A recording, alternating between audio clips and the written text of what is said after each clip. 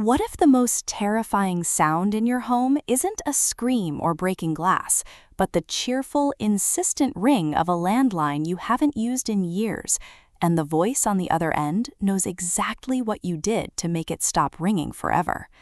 In Don't Answer the Phone, Miranda Rijks delivers a psychological thriller that weaponizes nostalgia against its protagonist, proving that in the digital age, the past doesn't just haunt us, it calls collect, demanding payment for secrets we thought were buried with the rotary dial. This isn't merely another stalker suspense or domestic noir. It's a claustrophobic, meticulously paced descent into guilt, memory, and the terrifying realization that silence is never truly empty. From the first jarring ringtone in the narration, listeners are trapped in a suburban nightmare where every unanswered call feels like a countdown, and every answered one feels like a confession. Perfect for fans of twist-driven tension and stories that exploit the uncanny valley of communication, this audiobook serves up relentless dread, morally complex protagonists, and a mystery so intimately tied to the act of listening that you'll find yourself holding your breath every time your own phone buzzes. When true crime podcaster Jess Calloway inherits her estranged grandmother's isolated cottage, she expects dusty archives and quiet grief, not to discover a pristine, disconnected landline that begins ringing at precisely 3 a.m. each night. But as Jess answers against every rational instinct, she hears not static, but fragmented recordings of conversations she had as a child, conversations that implicate her in a disappearance everyone, including herself, has spent decades forgetting. Trapped between police skepticism, town gossip, and a caller whose knowledge grows more specific with each ring, Jess must navigate a labyrinth of repressed trauma and familial deception to uncover whether the voice belongs to a ghost, a blackmailer, or the part of herself she locked away. Rijks masterfully avoids reducing the premise to gimmickry.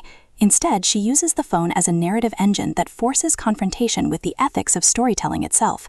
The audiobook narration amplifies this psychological vertigo, capturing Jess's professional detachment fracturing into raw panic, while the caller's distorted voice shifts subtly between menace and mournful familiarity, making every exchange feel like an interrogation of the soul.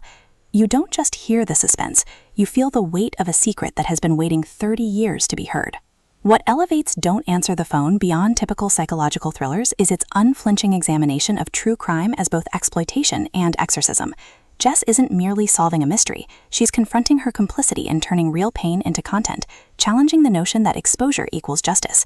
Her journey unfolds through acts of radical accountability, revisiting childhood spaces that now feel like crime scenes, interviewing townspeople whose memories contradict her curated narrative, and protecting sources even when their truths threaten her career.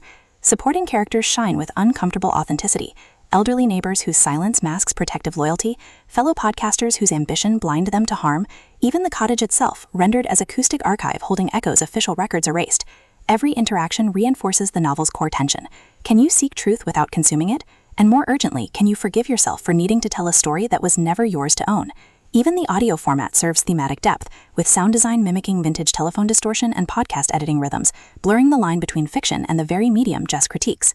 For audiobook listeners, this production is an immersive exercise in auditory anxiety.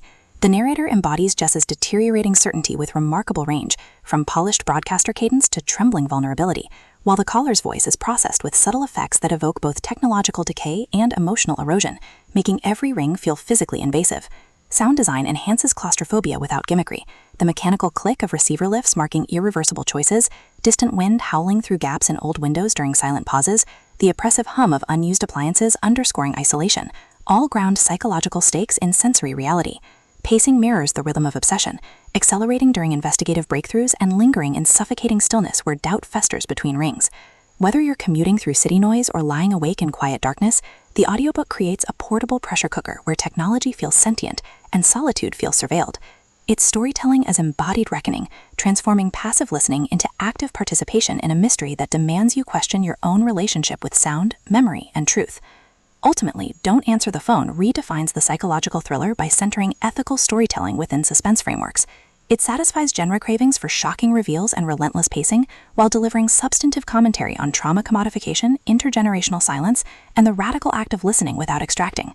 No prior series knowledge is needed. It stands confidently as a complete, devastating journey.